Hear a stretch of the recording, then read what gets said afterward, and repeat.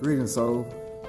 I want to talk to you a second about human consciousness built to create or destroy. You know, when a mother and a father, they get together, a couple get together and they decide to have a child, it's the most beautiful thing that, you can witness as human beings, The maturation of 9 months and all of a sudden, not all of a sudden because the mother knows, men have no idea, but the mother knows, how exciting and how wonderful she is, and changing and going through all the moves that it's going to be all worth it when the child gets here, whether they don't even care if it's a girl or a boy, and that's the beautiful of it, the beautiful thing of it. So during that time, you recognize that your child is going to grow up into a world that they may not continue to be a girl or a boy. They may choose to be, other than what they came in the world being, You still have the love for them. So with that being said, I want to speak a little bit about our desires and our will to create and destroy soul, the good and bad. And I always speak about it's your energy, it's your energy. Why? The most important questions in your life is always going to be the why. Why God? And then the how God. And I say this because I was at the gym yesterday. And before I went to the gym, I had all this awareness about us, as humans. You go to the park. I've been to this park, and at this park, things are changing because after hours or what have you, people are coming out destroying. What's beauty is turned to ashes because of the will to destroy. Why? I don't know. It's just because the world is created with the idea of if it looks good, if it's undisturbed, destroy it. I was like that as a kid, rambunctious, If I saw something, like for instance, my family member a long time ago was growing watermelons, and one day I was getting out of school, and had nothing to do, just off the bus, walking in the back of the yard, and noticed, wow, there's a watermelon. And instead of, I'm 14, 15, 16 years old, I'm knowing better. I know not to destroy it because it's growing. But something in me said to stomp on it. So I stepped on it and crushed it. And the neighbors, they were so distraught and hurt. Asked me why I do it. See, there we are with the why. Why did you do that? And after I saw how bad she was hurt, I asked myself, why did I do such a horrible thing or something? Because I didn't understand.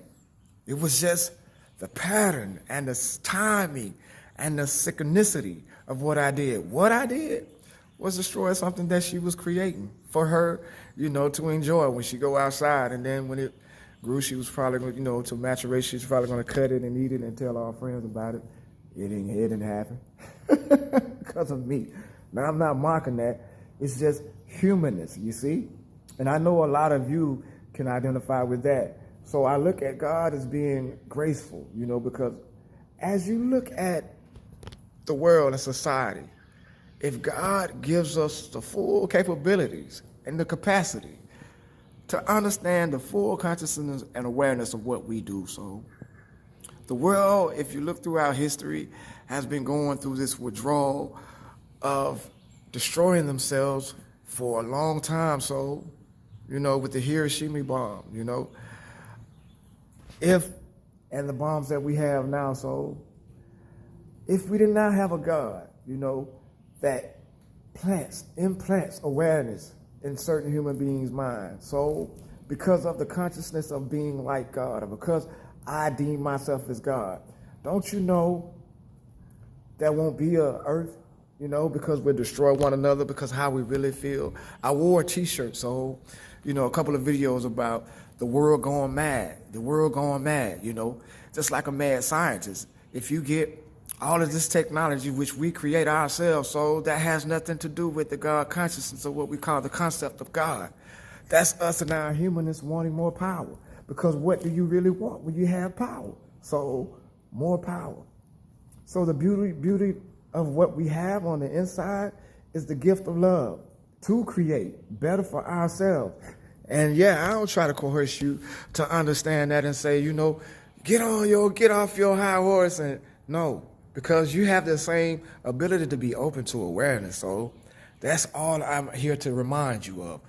A pattern of remembrance for what you agreed. You know what your agreement is. So with this timing, if I feel, just as an example, I don't feel I need this certain race around because of racism. So, and I'm created God, and I have all the abilities and the mindset and the capability, the capacity to destroy that race because I'm God. How would it be if all those races gone and there's just a certain race here? There would be no diversity. So there would be no what you call everyone being unique. So, or every religion or culture being a certain kind of unique, but all returns back to the main source of God. If you're privy to books and search out the monad. They say that's above God. The source and awareness that's above the book, the monad, that's just a source. Now, if you're believing in books, you have the Bible, you have the Quran, books. The beauty of those books, and those theologies is to help human consciousness grow and expand. So I learned from a gentleman through synchronicity in the time yesterday, as I said, going to the gym, looking back through history, seeing God giving us this grace. This gentleman spoke about the Egyptian, and I spoke about the Egyptian pyramid, the technology back then. So why was there a big gap from there to now, with our technology? So what did consciousness of God, creation, not see deemed worthy for us in 2026 that we can't duplicate it? But we got all ideas, Every idea is given to us, given to us, just as all the ideas have been given to humanity throughout time and history. So I implore you, to search the pure truth awareness of the God in you, And this gentleman, I only see 7 to 8 months out of the year.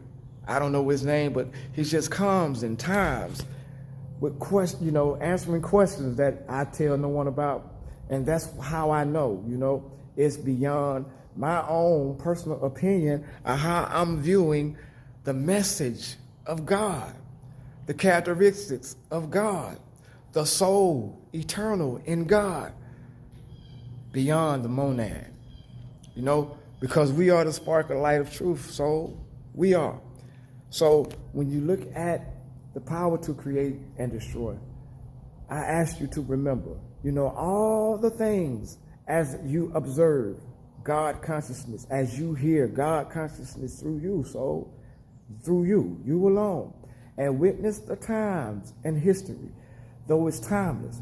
So think about it. If you were a timeless human being and your humanness as God, would you be sick? Would you get illnesses? Would you feel hurt, sometimes? And they say God is the same today, forevermore. Well, God is. So why do we choose to put God in the human characteristic? God is jealous. God feels for you. He destroys and then he changes his mind. So that's why I say about God, when you say God can piss you off, because some of the things we do are not God, but we say they are God, and people ridicule me. Man, you say God, you hate for God, a lot of you? Yes, because you have seen God and witnessed God in situations that you thought was God. And people had to tell you, you know what? Son, that really wasn't God, you know what I'm saying? And after the situation, you gave your time enough to see, and God had that awareness of creation spoke in you. You're like, yeah, that really wasn't God, but I was going hard and thinking it was. You see? So your God can be good or bad, but know your soul eternal as creating. So it's all going to be up to you. God is truly love. So we are truly creation in love. So as you remember, tell those around you.